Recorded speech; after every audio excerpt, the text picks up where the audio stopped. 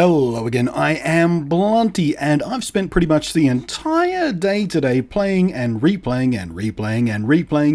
the opening 15 minutes of the freshly available PC port of Dawn of the Planet of the Rise of the Tomb Raider. I've been running performance comparisons in my main gaming rig with a GTX 980 Ti, a GTX 970 and a GTX 950 to see how well each measures up to kicking around the indisputably pretty pixels of this game, and I'll have a video on those comparisons next. So, subscribe, etc. But this video is about how Back to the Future of the Return of the Empire Strikes Back of the Revenge of the Tomb Raider turns along on the low-end gaming rig I built and made a bunch of videos about as 2016 plopped into view.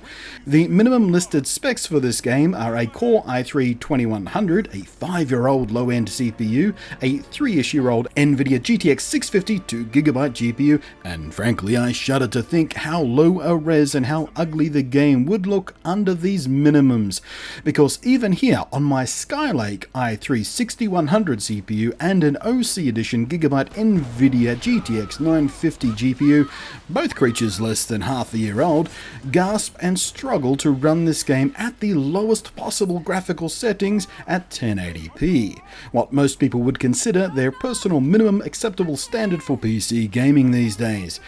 But as you can see, yanking on the handbrake of personal restraint and slamming it into a 900p gear makes life vastly improved for this game. And as much as it's a topic that has been murderously over-discussed, or rather less discussed and more violently argued about in forums and message boards all over the internet until all sense of purpose, perspective and relevance has vanished in a fog of personal insults, these results do tend to show pretty clearly and pretty definitively that as much hate as many of the AAA console games get, especially those on the weaker Xbox One hardware, get for capping out at just 900p, it can make for a surprisingly huge difference in available horsepower to do the pretty stuff with. So what we wind up with is fewer pixels, a point most get hopelessly stuck on because more is always better, right? So anyway, fewer pixels but distinctly prettier pixels. I mean, you look at these side by sides that I've been showing you in this video and you tell me honestly you'd rather play the 1080p render? I don't believe you. Now, obviously all this gets a bit washed and muted and muddied if you're comparing the same game that runs on one console at 900p and the other one at 1080p when all the same visual pretties are essentially turned on and for all intents and purposes everything else is equal, and that's where all the arguments get, well, tedious if I'm honest with you. I'm so bored with it. And that's kind of beside the point for this video as well, so we're not going to dig into it too much. And yes, by the way, as some of you will have guessed, it is largely the dual-core i3 CPU that is catastrophically bottlenecking things here.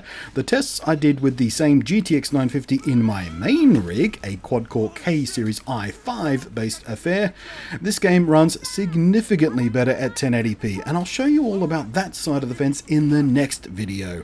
But on this machine, this is all very clear evidence and a stark warning that the days of the i3 being useful for budget gaming rigs are rapidly dwindling. Which, as some of you know, is one of the many reasons I had for choosing the i3 for this low-end build in the first place. I wanted to see and track this effect for myself.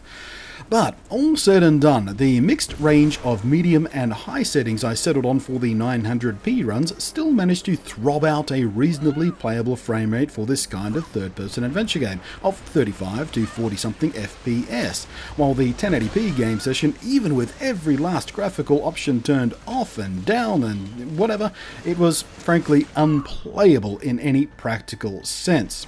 And while I've not played it for myself, it is my understanding that the Xbox One version does play at 1080p, hooray, but often struggles to keep up with its 30 FPS target.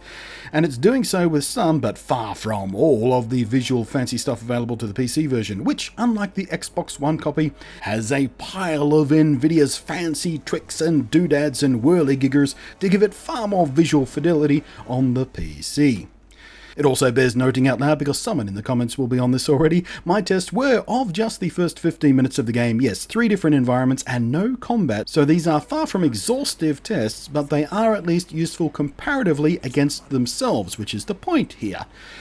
So, you tell me, doink the buttons and punch your keys into my down below areas. Would you rather a 1080p experience for the sake of 1080p, or would you settle down to 900p or even 720p and have the smaller pile of presented pixels look prettier? Also, what does the performance of this game on this modern but low-end hardware make you think about the state of your rig, or a build you're planning indeed? Personally speaking, I'm pretty glad my main rig is significantly more powerful and super filled with squishy joys that I'm rocking a factory overclocked 980 Ti in there these days. Wait until you see how it burns through this game. Rise of the Return of the Electric Boogaloo, First Blood Part 2, Secret of the Mission to Moscow of the Night of the Day of the Living Dead, Tomb Raider is a very well done port as far as my initial experience has revealed, but it is also a dark harbinger of doom for anyone who has not yet pulled the trigger on a dual-core brain for their gaming rig. So hands up all of you out there still rocking away on an i3. Let me know how far away you are from upgrading, because this has got to put you over the edge, because by all reports it's an awesome game, and oh my goodness, it can look pretty if you got the right hardware to make it look pretty. The end of your dual-core world is nigh, my friends. Prepare your hyper-threaded soul for the pixel rapture. So there you go. I hope this video has been interesting, informative, or at least a distraction from your miserable life. Thanks for watching. I am Blunty, and I will catch you next time.